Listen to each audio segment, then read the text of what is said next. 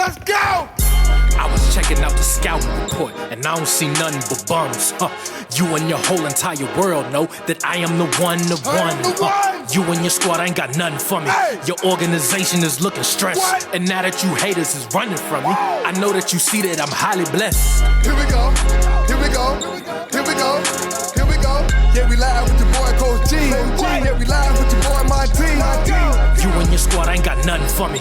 Your organization is looking stressed. And now that you hate us. Episode 33, we're here, folks. Welcome into another episode, another greatness coming to you of The Rewind, brought to you by Global Sports Entertainment 3. Monty Moss alongside my podcast co-host, BG Brian Garvin, 400 career wins in his co-head coaching career. Chicago's finest, Temple alum, Oklahoma's finest. He is inducted to the North Hall of Fame, four-time state champion. Bryant, we got a lovely episode coming to you guys tonight. Are you ready to go? How you feeling, man?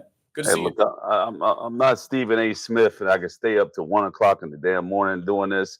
You know, I got to get some damn time adjustment. I think I'm a little bit older than Stephen A., but, you know, I need my beauty sleep. So it is what it is. I'm going to fight through it just for you.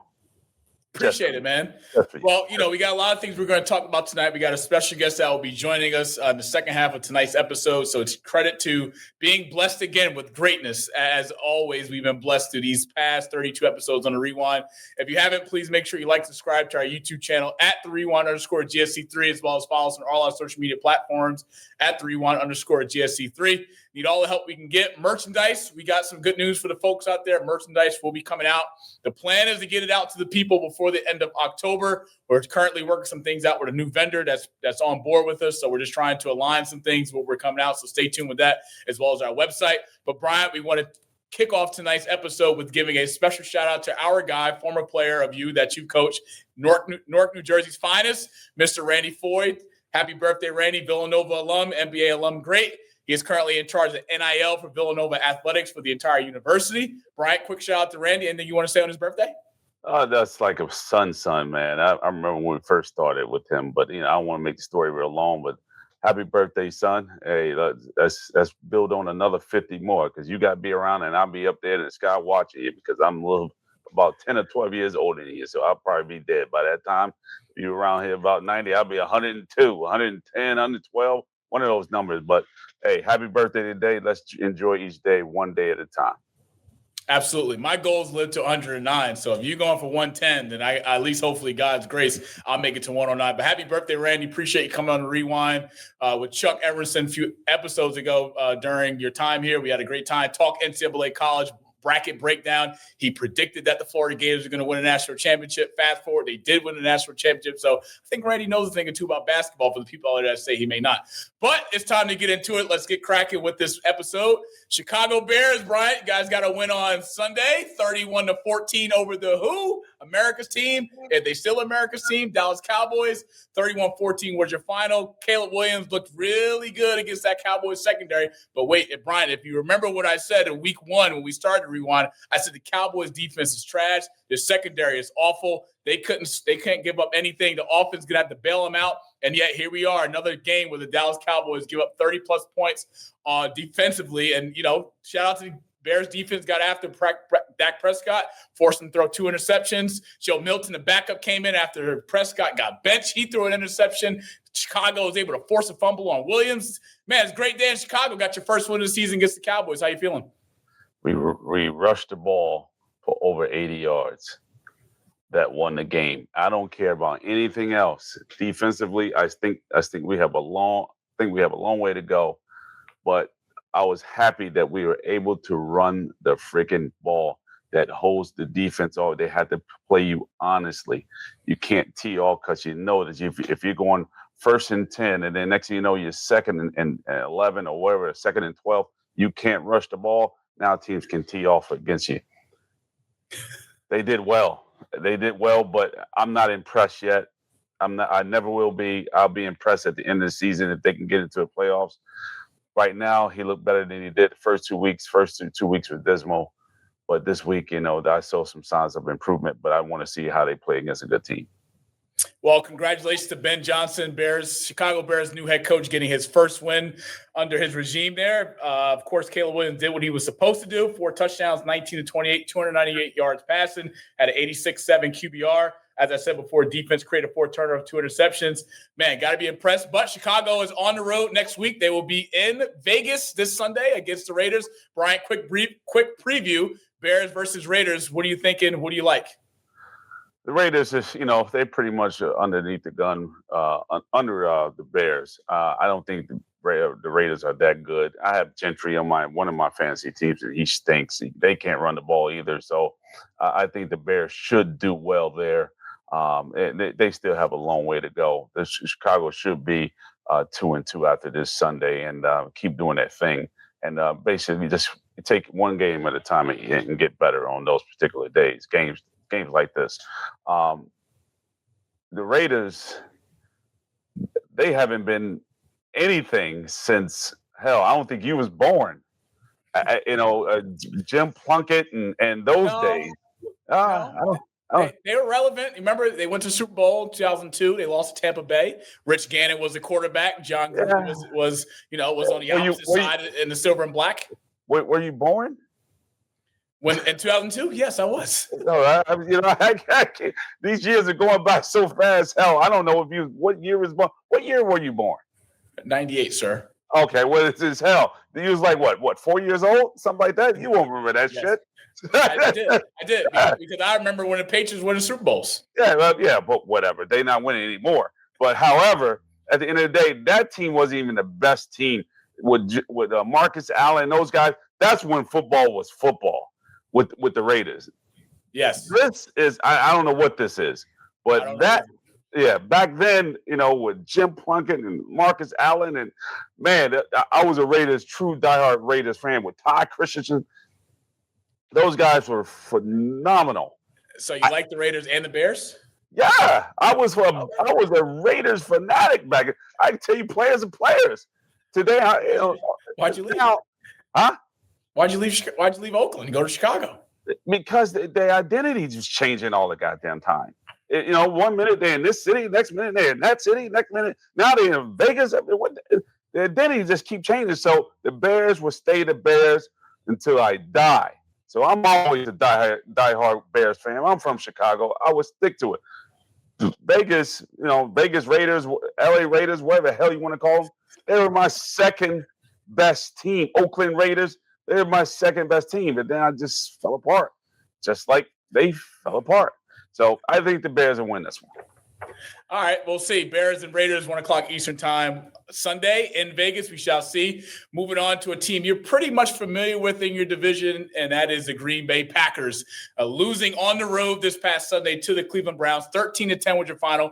Very low-scoring game throughout the first half. Bears were up 3-0 at the half, and then of course Packers come out to start the third quarter. They get a touchdown, but credit to Cleveland's offense, Brian. They got 13 unanswered points in the fourth quarter. Green Bay had a chance to get the game-winning field goal to go up 13-10, but field goal was blocked. Cleveland comes back on the other end. They get the game-winning field goal. They go ahead and take the win. What was your takeaway from this game here between Cleveland and Green Bay? Because, Bryant, when I look at this, very low-scoring game. Both offenses really couldn't get anything moving offensively. But this came down to a defensive game, which we know the Packers have arguably one of the best defenses in the NFL entirely, mainly in the NFC when it's all said and done. But give me your quick recap from Browns-Packers 13-10 final. Offensive inconsistency. You just, Green Bay can be hot 1 minute, and then next thing you know, they go into quiet time. They up and down, and I don't respect Green Bay because they lost to the Bears towards the end of the season last year. So they have some things, some holes and gaps, and they fill one defensively, but offensively, they still there's something there that's just missing to stay consistent scoring. They just don't have it, and that's not a good sign for a championship type caliber team. And trust me, I'm not a Green Bay Packers fan and never will be, ever in life, because I can't stand Green Bay and I can't stand Wisconsin. It's probably one of the worst states ever. However, they have some holes in their offense that has been there consistently for over the past 10 years. Yeah, well, they're out. They came into the game against Cleveland without two of their star receivers, Jalen Reed and Christian Watson. Those are two of Jordan Love's favorite targets, especially when they're in the red zone. Not having those two pieces offensively, that does give Matt LaFleur and offensively the game calling has to change things up, because now you have to figure who's going to step up. I mean, Tunjan was able to do what he could, but it wasn't enough. But nothing to be crazy about for the Packers losing. I'm surprised that they have lost. Are you surprised that Green Bay lost on the road against Cleveland? I'm surprised because Cleveland stinks. It's just what it is. You talking about holes. That offense, defense, like Swiss cheese. They don't have any identity of nothing. I mean, the stuff that's going over there, and they got a rookie quarterback now, and then they have another rookie quarterback, and they have this thing and this feud going on, and all these stories and all this. Defensively, they just crazy all over the place. I don't see how the hell they lost that game. You should have won that game with a third string against Cleveland. That's how bad Cleveland is. But that was a big win for Cleveland Browns, and it's really going to create a discrepancy if their quarterback that's starting now do horrible next week. Yeah, what Flacco, if he does, right. Is he still starting? Yes. All right. So if Flacco does horrible next week, then they bring in another quarterback. It's just so inconsistent all over the place. So I wouldn't want to play for that organization if you gave me $10 million. So I just couldn't do it. Let me ask you this. So for the people out there that's asking or wondering when will we see Shedeur Sanders start in Cleveland, do you think that comes before week 6 if Cleveland continues to go on this spell that they're on? No. I think you're going to see him in the second half, after the midway point. So if they play in a total of 17 games, I think you see him like game 9 or 10. It's just what it is because of the way the league is. It's so political, and now he's got to play that political silent game. And that's what they do to players like that. They silence you first, make you humble, and then try to slide you in when they had no choice. But do I think he'll play in the second half? Yes. All right, Cleveland will be on the road this Sunday, 1 o'clock Eastern time at Detroit. We'll talk about Detroit Ravens soon. And then the Green Bay Packers are going to a place that Micah's really familiar with, and that's back to Dallas as they will take on the Dallas Cowboys, as that will be a sight to see with Micah, his first return back to Dallas. Bryant, Jerry Jones recently came out and said that he had planned to not do any video tribute or recognition for Micah Parsons and what he's done for the Dallas Cowboys. Do you think that's a good decision, or do you think you got to give love where it's due? Jerry Jones needed to do a tribute from his ass getting the hell away from Dallas. That's his tribute. He need to sell a damn team. He just really do. He hasn't done anything since the 90s. I'm not a Dallas fan. Once he stepped in, he just destroyed that organization completely. I stopped watching Dallas since Drew Pearson. And Tony Dorsett and Mike Coach Landry. I have my Landry hat. I stopped watching them since then. So I have no respect for Dallas and the Cowboys and the Cowboy fans and all that other stuff. America's great team. That team stinks. They haven't been anything for almost 20-something years, and there's going to be another 20-something years that they're going to have a chance to even win the Super Bowl because there's too many players and athletes they don't have to play later on down the line. So safe to say we're both taking the Green Bay Packers Sunday against Dallas. I'm taking the Green Bay Packers. I put $1,000 on that one. There you have it. That's our picks for Sunday's game, between Packers and Dallas. Bryant, let's talk about my New England Patriots really quick because I'm not happy. All right. I sat there and I watched the game from start to finish. And I look at this game between the Steelers and Patriots. Patriots at home. I had really high hopes in Drake May and him coming out against a really good battle-tested Steelers defense. They're not no slacks at all. Darius Slay and Jalen Ramsey, they do their part on the defensive side along with Watt. But look, it goes like this. Brian, you always taught me, as well as you said last year when we started this thing, that anytime you turn the football over that many amount of times in the game, it's hard to get a win in the NFL.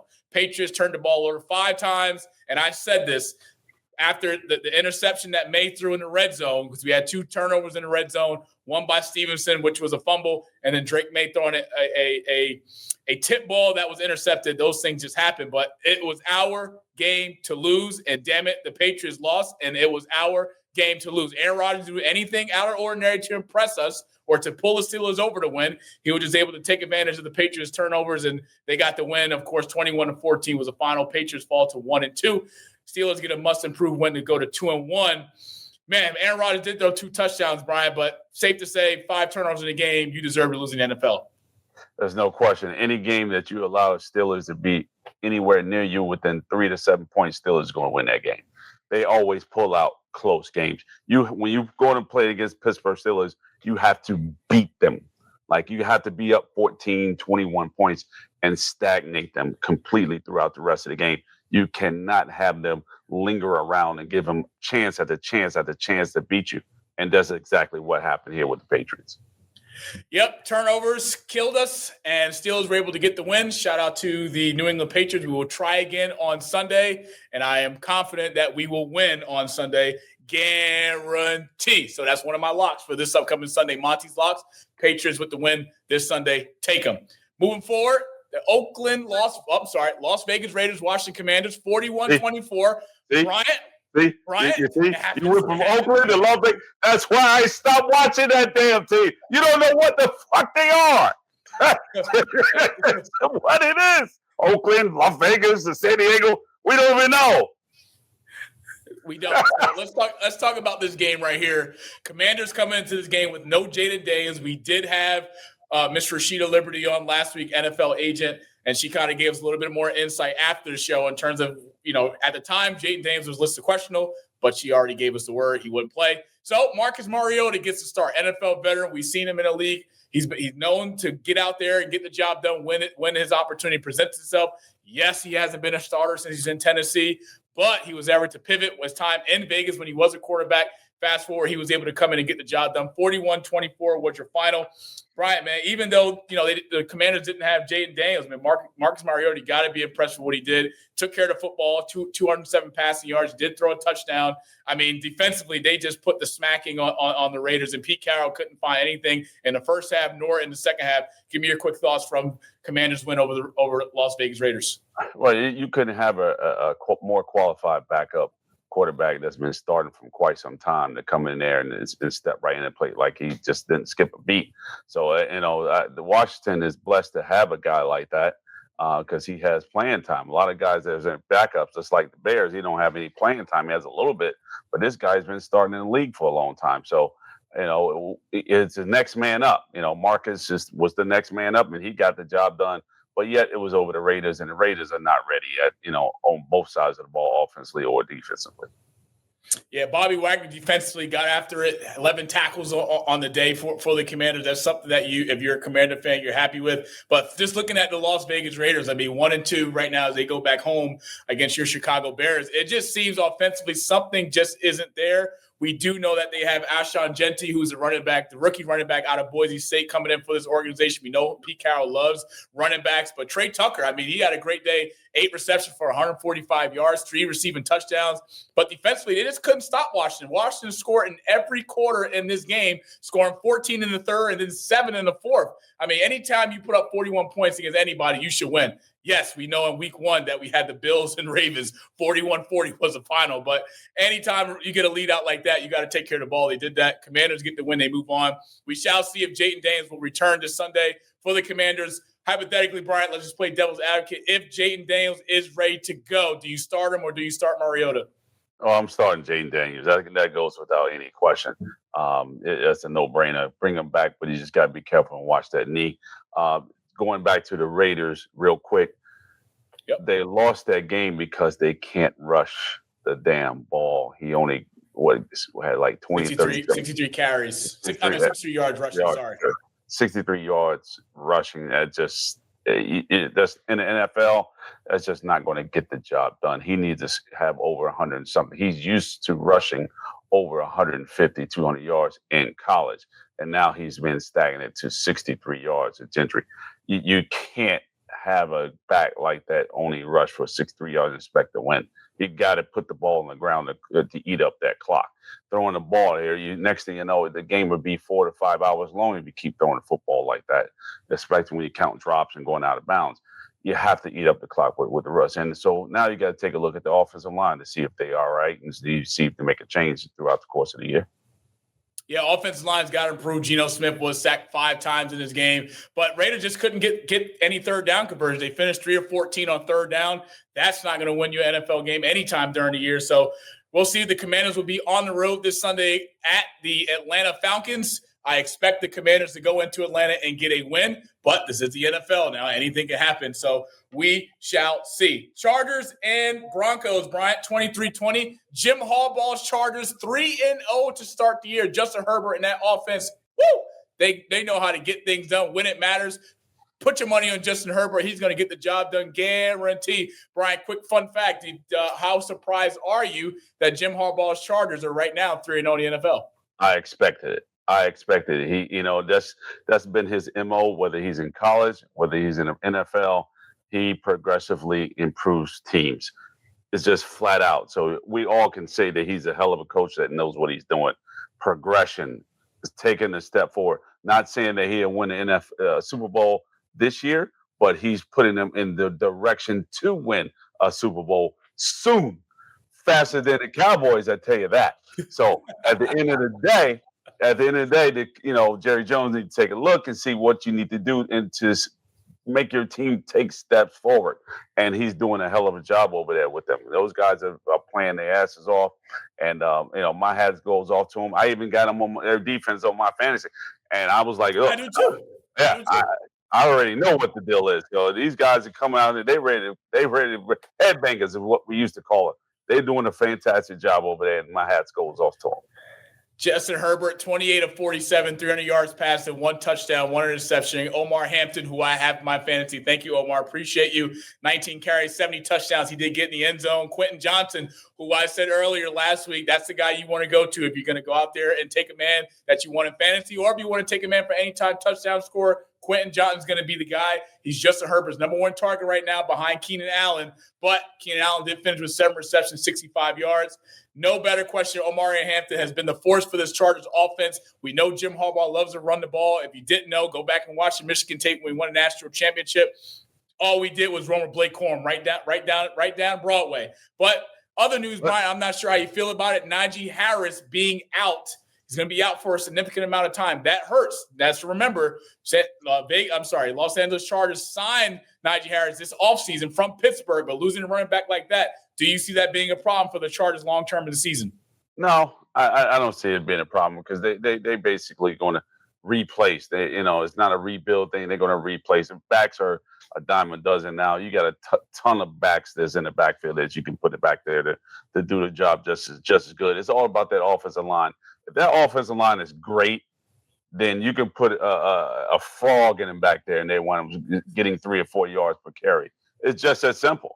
It doesn't matter. That's why they only got 1 back there, because you used to come back there with a fullback and a tailback to lead the way. But now you got backs back there, 1 back to create. So anybody back there can create with a great offensive line, and they have a good offensive line over there. So they'll be able to get the job done.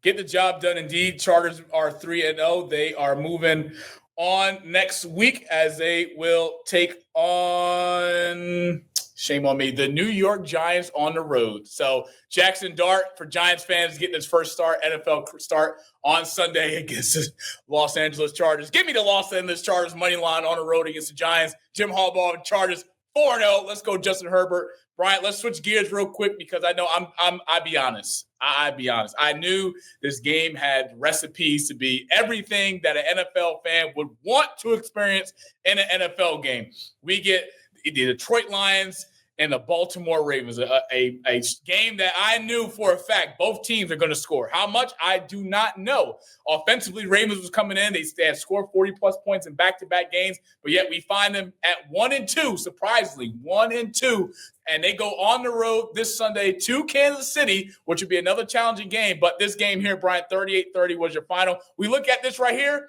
and I see this Detroit Lions team that got back to the NFC. They made that deep run into the playoffs because they had the 1-2 punch of David Montgomery and Jamar Gibbs, a healthy David Montgomery because he was injured last year. But the Lions got a healthy David Montgomery with Jamar Gibbs. You can put Jamar Gibbs in the backfield. You can line up him in the slot. I love the way offensively what the Lions showed us this past Monday night.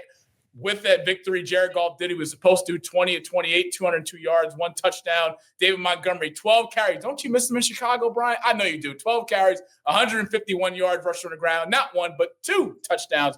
Jamar Gibbs, same thing, 22 carries, 67 yards, 2 touchdowns as well. Brian, you got 2 running backs who got 2 touchdowns apiece, 38-30. Give me a quick takeaway from the Lions win on the road in Baltimore. I am just shocked at the amount of points Baltimore is giving up. That Baltimore team is usually a team that holds you to 10 to 14 points per game. I've over the years of Harbaugh coaching defensively, they've just been a defensive juggernaut. Offensively, they struggled scoring points, but now they're scoring more points and they're struggling defensively. Like it's just not clicking. It's just something. Just you can blame it on fumbling twice. You can blame it on dropping the ball at 1 yard line and not winning the Super Bowl. You can blame it on all those little things. But what about the damn defense? Something's missing. Maybe it's the coordinator's not there. Maybe he lost in free agency. A lot of players. Something is just not right defensively, and they need to go back to the drawing board and fix that damn defensive game plan because it's not working. You can't keep trying to win games 38-37.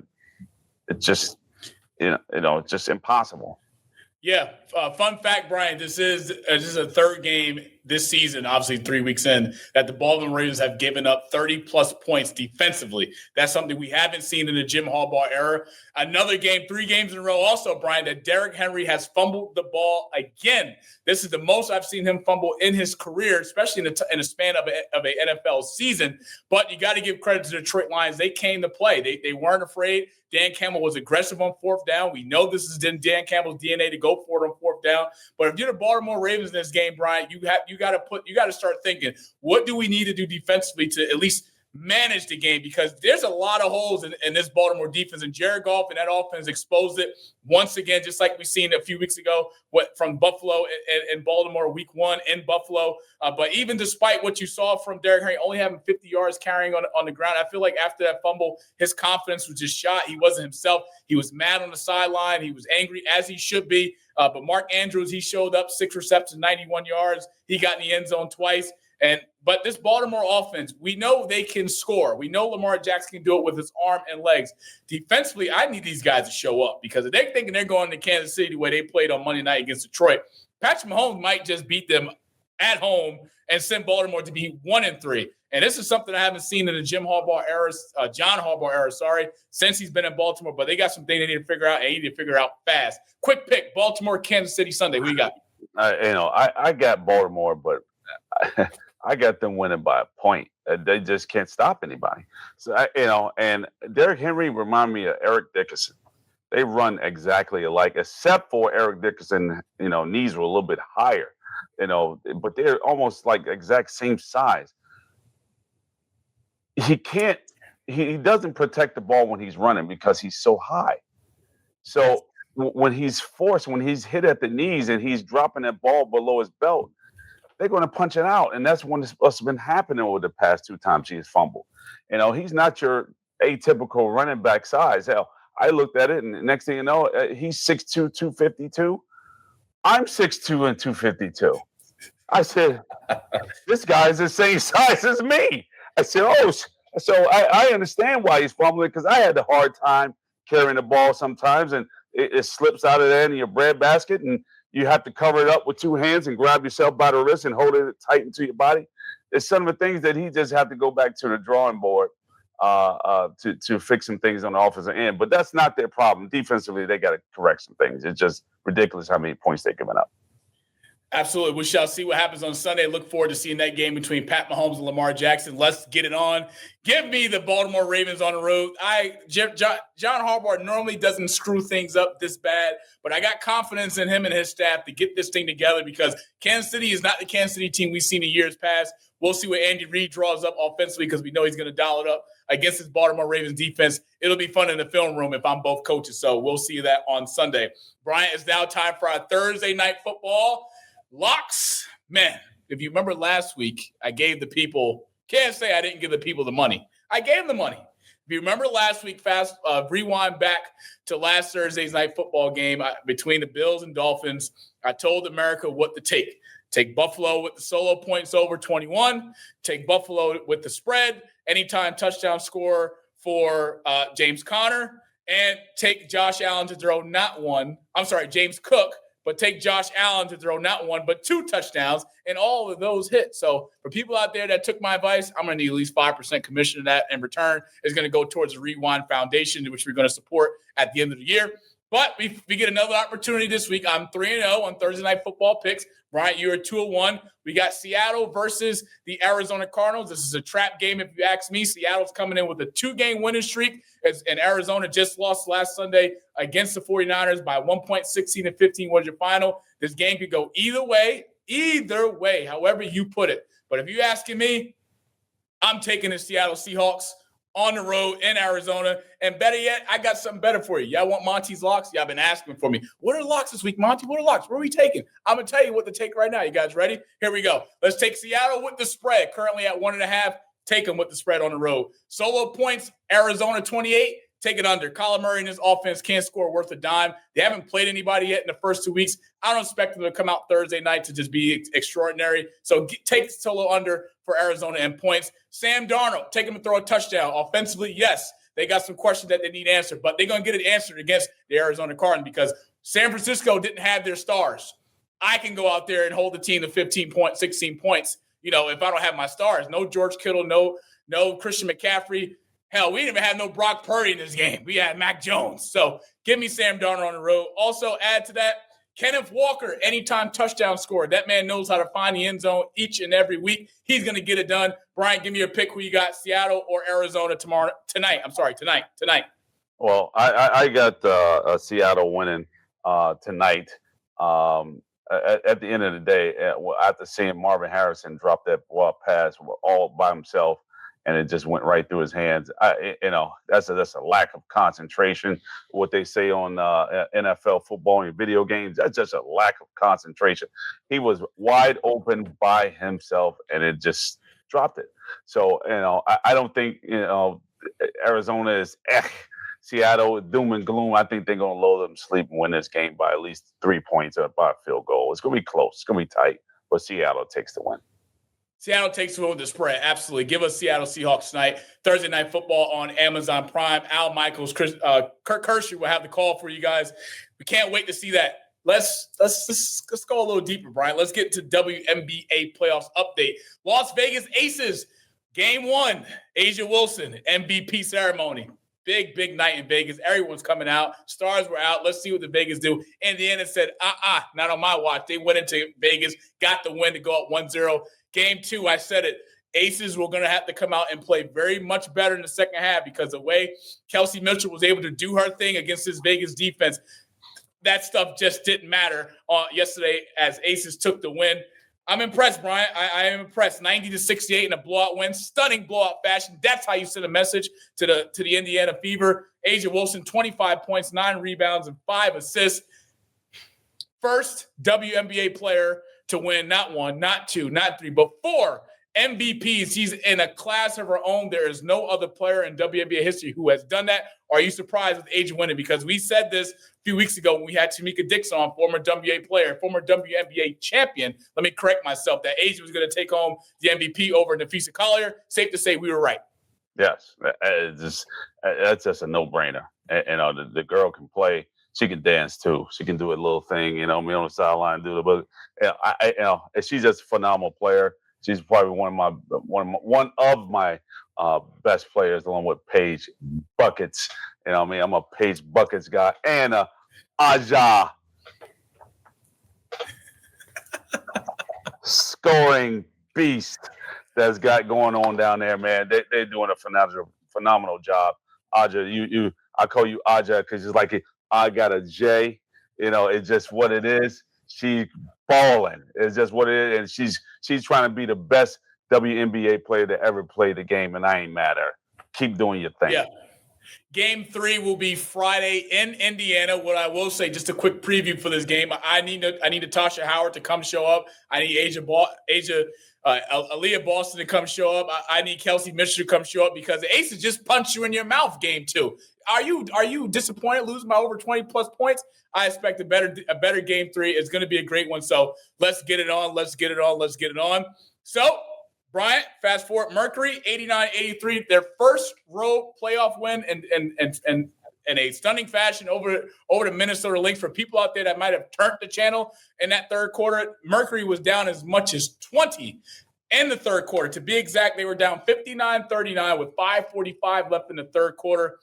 Shout out to the Mercury for getting the job done. This will be a good series. Mercury, the second half, mainly in that third quarter, they were able to create turnovers. They forced forced Minnesota with 7 turnovers. Fourth quarter defensively, they just put it on Minnesota, giving Afisa Collier and that team hell. They're going to have some trouble Friday, but anytime you're able to force 7 turnovers in one quarter and capitalize off that, 9 times out of 10, I like your chance to get a win. So Friday, you got both WNBA action. Playoffs continues. Game 3, we'll have Vegas and Indiana Fever from Indiana, series tied at 1 apiece. And at 9:30 Eastern time on ESPN2, you're going to have the Minnesota Lynx on the road against Phoenix Mercury. And Fisa Collier already said it in her post-game press conference. It's a long series to go. We got to do our job. They're going to do their job. We'll see what happens on Friday. So enjoy WNBA playoffs as we proceed. Now, Brian, safe to say, you riding with us on this one. Let's get our guests in here. Before I introduce him, we are being blessed by a professional, a legend, a jack of all trades, does a damn thing. You might have seen him on ESPN. You might have seen him on the NBA Draft. You might have seen him on NBA Countdown, Malika Andrews and the crew. But let's get him in, Bobby Marks. If you don't know Bobby Marks, I'm going to introduce you to him right now. He started with the Nets in 1995 as an intern in basketball operations. In 1996, in basketball operations with the Nets, he was hired permanently. Over the years, Bobby has climbed the ranks with the organization. By 2010, if you didn't know, he's promoted to assistant general manager. In his role with the Nets, Bobby's responsibilities included managing the salary cap, player personnel, scouting, and day-to-day operations. Bobby was also part of the Nets front office during their runs that led them to the Eastern Conference Finals on multiple appearances. He was also the longest tenured executive in the basketball operations within the Nets organization. After leaving the Nets, Bobby moved into sports media / journalism, somewhere I'm trying to get to. Praise God. First opportunity was with Yahoo Sports and the Vertical, then joined ESPN right after. This past January of 2025, Bobby signed a multi-year extension with ESPN to continue in the role as an NBA front office insider while contributing to TV, radio, and digital, which we see him all the time on NBA Countdown. Aside from seeing Bobby on TV, he's also involved in education and mentorship and basketball ops. Bobby currently serves as a lead instructor for Sports Business Classroom, which helps develop curriculum for aspiring front office professionals. Now, Bobby, I appreciate your time. I know you're on the West Coast. I'm grateful. I'm honored to have you on. NBA Insider, Front Office Insider, Bobby Marks, joined the Rewind, episode 33. Bobby, hope all is well. How are you doing?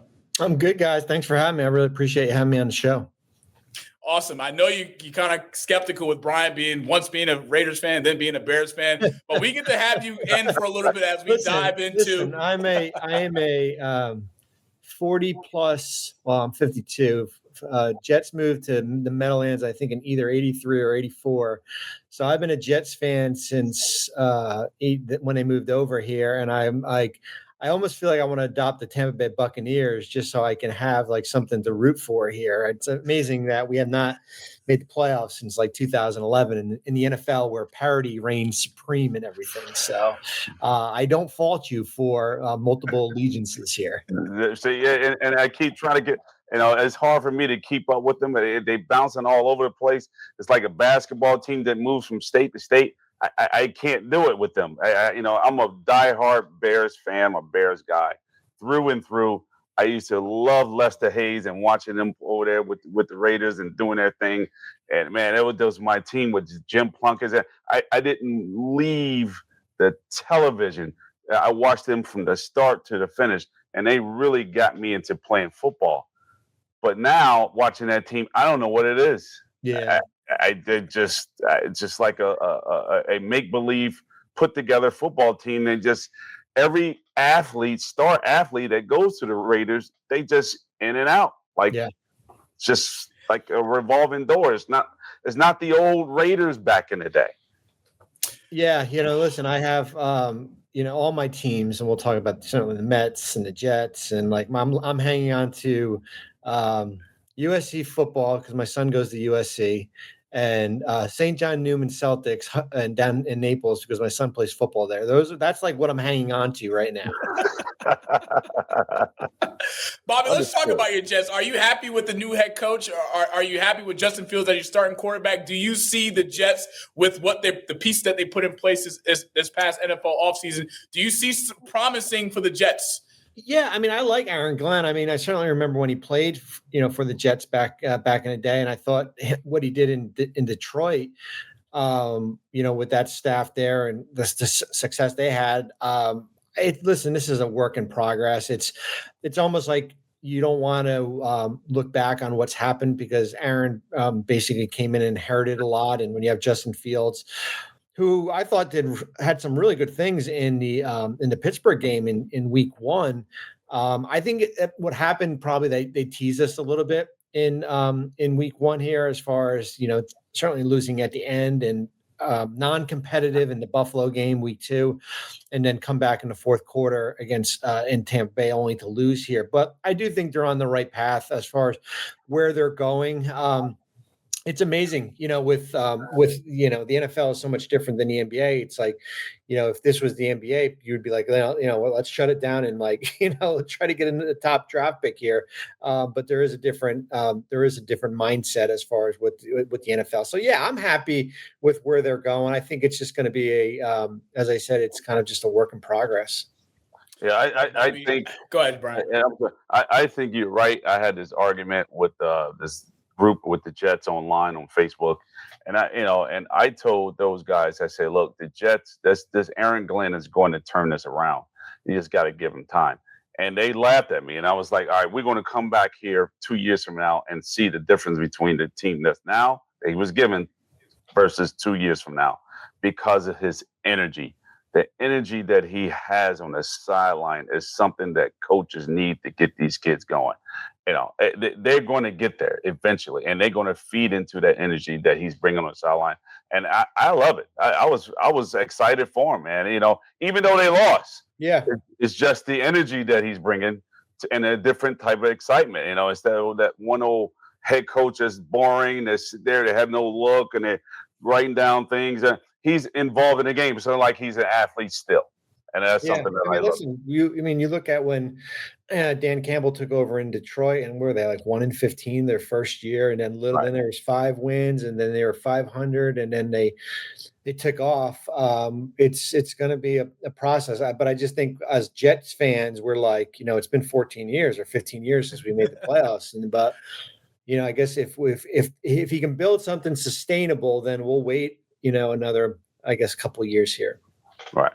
Bobby, unfortunately, I must say you have to play my New England Patriots not one but twice a year. And I'm sorry to tell you, you're going to lose both games this year in the division. And the AFC East will move forward with us having a shot at the wild card. I don't think we're going to get the wild card, but Buffalo's a team to beat. And let's be honest, your team, the Jets, and my team, the Patriots, we can't beat Buffalo. Those days of beating them are over because they're a whole new team with Josh Allen leading the force with Keon Coleman. NCAA football, folks. Bryant, you talked about it last week, Miami and Florida. You kind of gave it a little pre-hype for Billy Napier and the Florida Gators coming into this game into Miami. You said you wanted to see the feel again. You wanted to see the old days of Miami and Florida. I'm sorry you just didn't get it. 26-7 was your final. Florida Gators fall to 1-3. Even if the Gators don't fire Billy Napier, he still walks away with over $30 million in guaranteed money. Where do the Gators turn from here? Season's over, safe to say, right? Or do you think they can turn around and make a bowl appearance? It's early yet, but they have an SEC schedule, man. That's going to be tough. That's going to be hard to get through. Their schedule don't get any easier.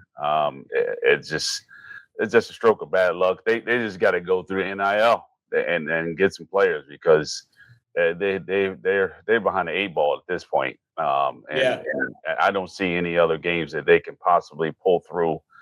Maybe 1 or 2, but it's going to be tough. And my good friend over there, Nick Polk, he's running a ship over there now. So I coach with him over at Lock Haven University, and he's got his hands full at this point.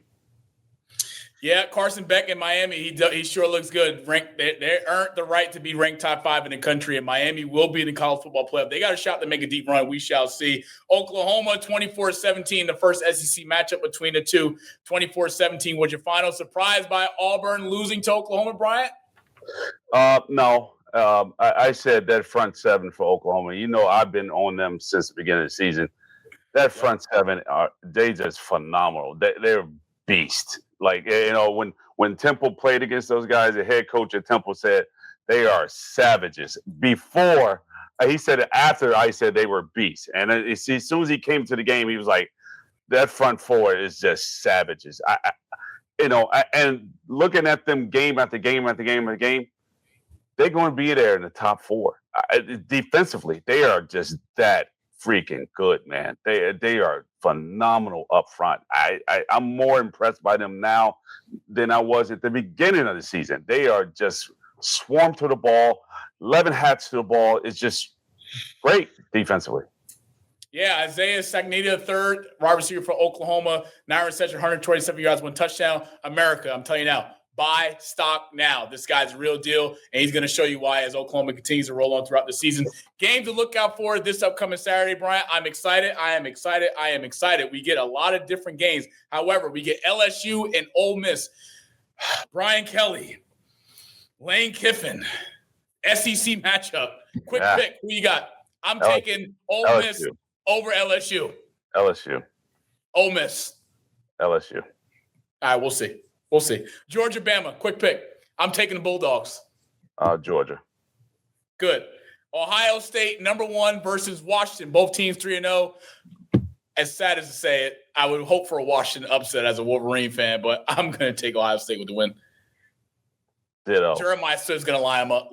Jeremiah Smith's going to line them up. And then the game of the night for Saturday, Penn State versus Oregon, a bloodbath. This can go either way in Beaver Stadium.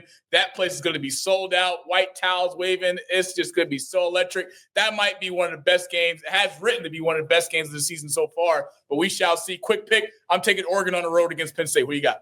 Oregon by 14. Whoa. Too much speed. Penn State can't keep up. It'll be close in the first half, but then Oregon usually takes over the game in the third and fourth quarter. Oregon by 14. Bobby, you're a USC fan. I know that, but do you have an interest in picking who wins this game Saturday night between Notre Dame and Penn State? Listen, a fellow Big Ten members, right? Kind of weird to say that when we got a West Coast team. Oregon's a West Coast team. I think Penn State's overrated. I really do. I think, and listen, Oregon got their doors blown off in the bowl game in the playoffs last year. I don't think, and Penn State's has had a cupcake schedule so far. Finally. And I think Oregon can win on the road. Yes. Let's do it. We're all taking Oregon money line. Brian's taking it with the 14. We'll see this game Saturday, 7:30 Eastern time from Beaver Stadium live on NBC. Bryant, it's great to have you join us on Rewind. I will see you next week, sir. You've been a great, great co-host as you always do. Bobby will be in the hot seat to ride with us until the show's over. Appreciate you. Any last words before you sign off? Bobby, it's nice meeting you. I'm quite sure we'll meet each other in person one day soon. Monty, I will see you in 2 and 2. I'll talk to you in a few hours. Brian Garvin, co-host of the Rewind, joining up. Bobby, let's turn over to the NBA. Sad news coming out of Indiana Pacers organization. Mrs. Nancy Leonard has passed away at the age of 93. For people out there that may not know, Nancy was key in the Pacers' history once she entered the organization. Want to send our prayers out to the Leonard family on her loss, as well as to the Pacers organization. Bob, do you have anything that you want to say in regards to the passing of Miss Nancy? Yeah, I mean, wife of legend Slick Leonard. Certainly Pacer royalty in Indiana for one of the more stable organizations in the NBA. Yeah, our hearts and prayers go out to him, and we will see, hopefully, all is well with the Pacers organization as they mourn the loss of Miss Nancy Leonard. Let's flash forward to the Knicks, Bob, because Knicks, this team right here, there's just been a lot of things that have transpired over the offseason. If you didn't know, Tom Thibodeau is no longer employed by the Knicks, but yet he's getting paid a lot of money to sit at home. They bring in they bring in Mike Brown, who's a well-experienced coach in the league, NBA champion. His resume is pretty nice for the job he's done in Cleveland, and then fast forward in Golden State as assistant over Steve Kerr, then taking over the Sacramento Kings, but being fired during the NBA season as he was on his way to the airport to board the plane with the team. Now he's a head coach of the New York Knicks. Now the Knicks have made some moves this NBA offseason, bringing in Jordan Clarkson, Malcolm Brogdon, Landry Shamet, Alex Len, and Garrison Matthews. There's a lot of expectations, Bobby, with the Knicks. We know New York fans, they're just dying for success. Give me your thoughts for what you've seen with the Knicks this upcoming offseason. And do you think with Mike Brown being in year one that the Knicks can get back to the NBA Conference Finals? They should. I mean, they should. Where the Eastern Conference is right now. I mean, the Eastern Conference is wide open. Certainly, New York and Cleveland are the two favorites. Boston, I don't think with certainly with the Tatum injury, and I think Indiana with the Halliburton injury, and the two teams behind them, Orlando and Atlanta, are untested outside, getting past the first round. They haven't shown they've been able to do that, although both teams have gotten better. I think, New York is in a unique situation because, as you said, you fired Tibbs, you got to a conference finals. Now the expectations are when you return your starting five, and you go out and add, as you mentioned, you added Jordan Clarkson and Gershon Yabusele, and you sign Malcolm Brogdon and Landry Shamet. Your bench got better, and you already bring back Mitchell Robinson and Deuce McBride. Like, here's your opportunity here, and you're in a unique situation because I'll rewind the clock. Back in the, I think it was around 2003. Detroit couldn't kind of get over the hump, and they had Rick Carlisle as the coach, and he was let go when Larry Brown came in, and they wind up going out and winning the championship here. So I don't want to say NBA Finals or bust, but there is an expectation for this team to advance pretty far in the playoffs here. And Mike Brown is walking into a unique situation. Usually, coaching changes are you're taking over a team that was maybe in a lottery here, but here's a team that was a couple games away from getting to an NBA Finals. Yeah, the Knicks will be exciting, in my opinion, to see this upcoming NBA once the NBA season starts in October. A lot of exciting things if you're a Knicks fan. Yes, you lose Tom Thibodeau. In my opinion, I think you get that guy one more year to see can he get him over the hump. It's a lot of pressure for Mike Brown. What are your expectations? What do you think Knicks' expectations are for Mike Brown in year one? Yes, is it NBA Finals? Is it NBA Finals or bust, or are they cool with going to East Conference Finals and potentially losing again? I think it's all based on circumstances, right? I mean, I think if it's, hey, listen, you get Cleveland in the conference finals and you're losing 7 games. But I think anything short of, not reaching a conference finals, I think would certainly be a big disappointment, just based on how the Eastern Conference is a little bit more watered down this year because of some of those injuries. Yeah, we shall see what the Knicks will do this upcoming NBA season. Be on the lookout for that. Boston Celtics, you brought it up, Bobby. This Celtics team is a little bit more different than what we've seen from last year. We saw Jason Tatum on First Take yesterday, and one of the things he brought up when asked is that he hasn't, quote, I haven't said I'm not playing this season. Now, for people out there that may not know, he did tear his Achilles in May of 2025. Bobby, my question to you is, with what we see with them adding Anthony Simons, who's a really good guard for the Portland Trailblazers, now a Boston Celtic, do you think it'll be worth it if you're the Celtics front office to bring Jason Tatum back this upcoming NBA offseason, or you just let it ride and bring him back the following for 27? I would say it's probably not worth it. Now, if we're in March and his team is a top 3 team in the conference, and he's got they feel that, that's a short turnaround as far as from an Achilles, that they have a chance, then maybe so. I think in a perfect world, for Boston's sake is kind of, maybe you can compete for a playing position here and kind of see what happened last year with Dallas, where, Dallas loses in the play-in, but still winds up getting the number 1 pick. I just don't know if there's enough talent on this roster. And I know the East isn't as good. When you look at, certainly with Jaylen Brown and Derek White still here, your front court is really, really thin or unproven, let's say. But I would say it's highly, I know what Jason is saying, and you're trying to work to get back on the court sometime this season. But if you're out of the mix, and out of the mix means, a team that can contend in the East, I don't see it making much sense to get him back on the court.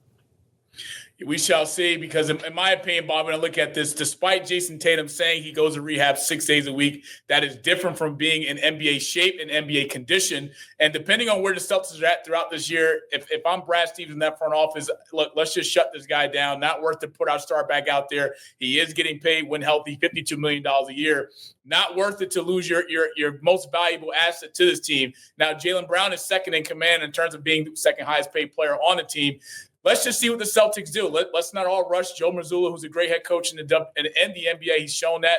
Let's see what he's able to do with the piece that he has with Derek White. You do bring back Peyton Pritchard. You do add Anthony Simons, who's been a really good guard in Portland, who can score off the pick and roll and can get downhill and finish at the basket. So pump your brakes, pump the brakes. We shall see. Bobby, of course, the NBA insider for ESPN, has given us his blessing on what the Celtics should do, but we shall see what happens once the NBA season returns. And speaking of injuries, we talk about the Houston Rockets, Fred VanVleet, Bobby, who's a star guard and the leader in the locker room for this Houston Rockets team. Yes, they added a predominant scorer who's arguably, you can make the argument, say Kevin Durant may be the greatest scorer of the game. You bring him in to add to what Houston already has. You bring back Clint Capella, who brings some presence down low at the basket. Losing a player like this, Bobby, what do you think the Rockets are going through, and what's the next move? I mean, it is next man up, but losing a guy like Fred VanVleet, that will hurt. Yeah, I mean, help's not on the way. I mean, I think when you look at it, it's basically going to be internal.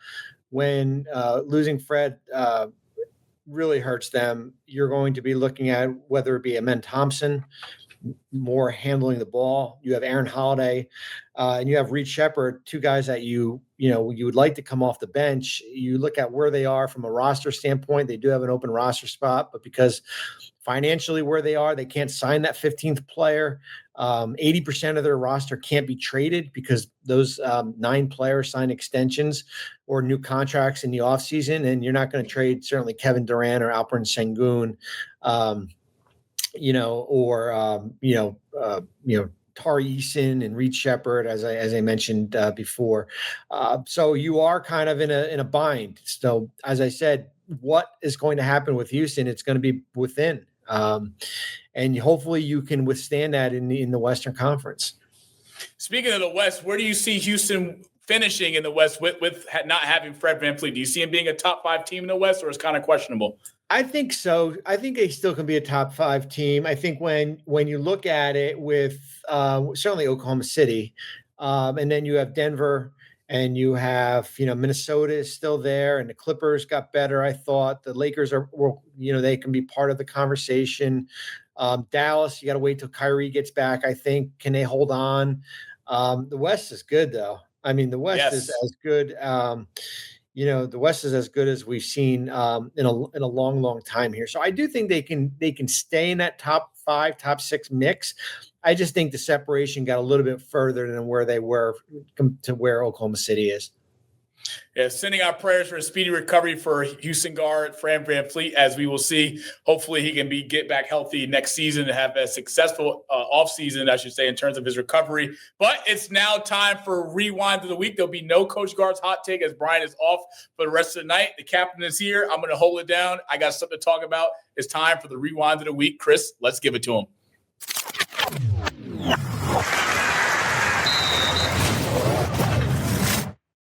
Now, Bobby, I'm not sure if you know, but I did say earlier on tonight's episode that I am a Wolverine fan, all right? And a lot of people didn't have the Wolverines to win on Saturday against the Nebraska Cornhuskers on the road. Now, when we look at Michigan, everyone say, you know what, Bryce Underwood, he already lost on the road against Oklahoma. He's a freshman. He's not ready. However, have you heard a guy named Justice Hayes, a running back who's had not 1, not 2, but 3 consecutive 100-yard rushing games, has been in the end zone the last 3 games for the Michigan Wolverines? 30-27 was just scored. Just 17 carries, 149 yards, 1 touchdown.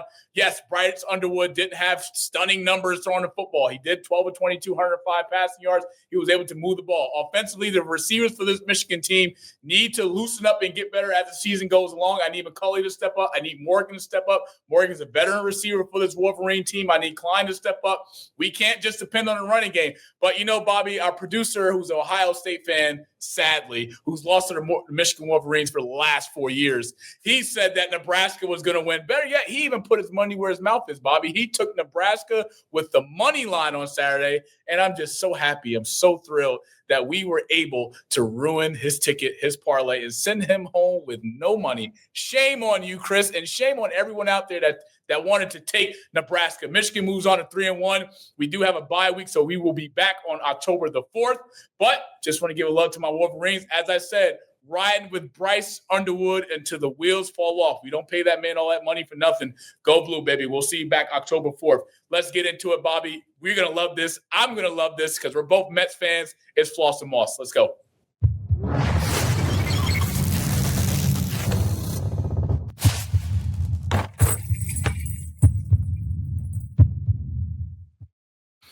Bobby, I just don't know. I just don't know. It's been a long season, a lot of expectations, high payroll. I mean, having one of the best owners in a Major League Baseball who's not afraid to spend money. This is something Mets fans haven't had the luxury of having in the last 10 to 15 years. We have that now, bringing in Juan Soto, who's picked up his momentum the second half of the season. But, Bobby, I had high expectations, just as high as enough for us to win a division. That's not happening. Philly's already clinched. They're already in. If the MLB playoffs were to start today, we will have a wild card matchup against the Los Angeles Dodgers. And that's a team that we struggle with, and that's clearly can be one of the best teams in baseball when it's hot. We know the damage that they can do in October. But, Bobby, let's just be honest. The Mets right now are fighting for a wild card spot. One game up over the Cincinnati Reds. Beating, of course, the Chicago Cubs yesterday, who right now the Mets are losing 10-3 in the end of the top of the ninth inning. But for the Mets, Bobby, do you realistically see us as Mets fans, do you see us getting into a wild card? And if we do get in, where do you see us going? How far do you see us going? Because me personally, when I look at this bracket right here, I want Philadelphia. I don't care about the Dodgers. That's one thing.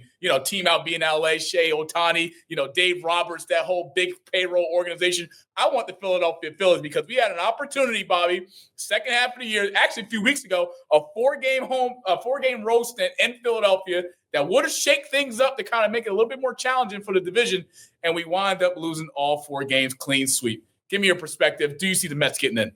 Well, listen, I don't trust them one bit. I mean, they're going to lose tonight against Chicago, and Cincinnati has lost. So you'll still regain. Arizona's playing Dodgers right now.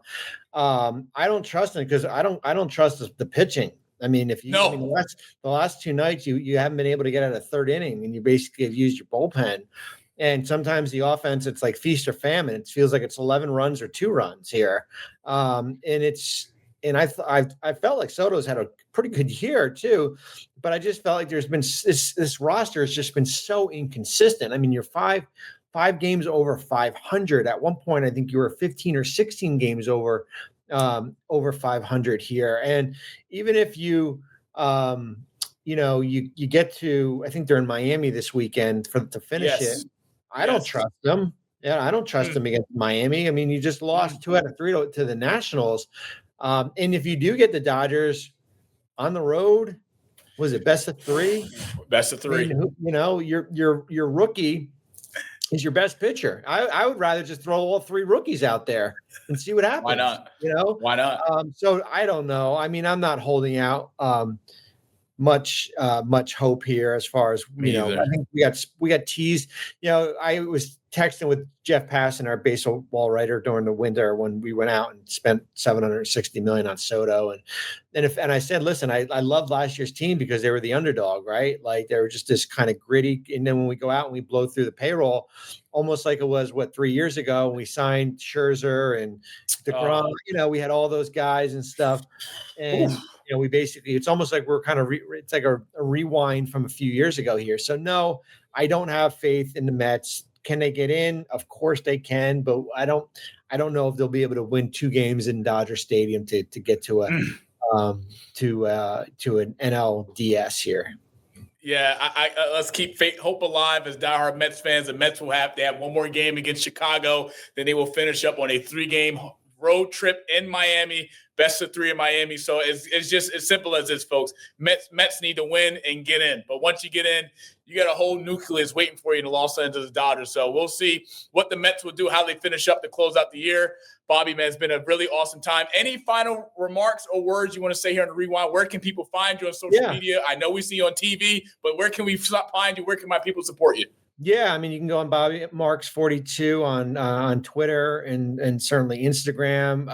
As you mentioned, I teach with sportsbusinessclassroom.com. If you're interested in the CBA, you can download CBA 101. It's a free PDF, and you can kind of learn the different rules there.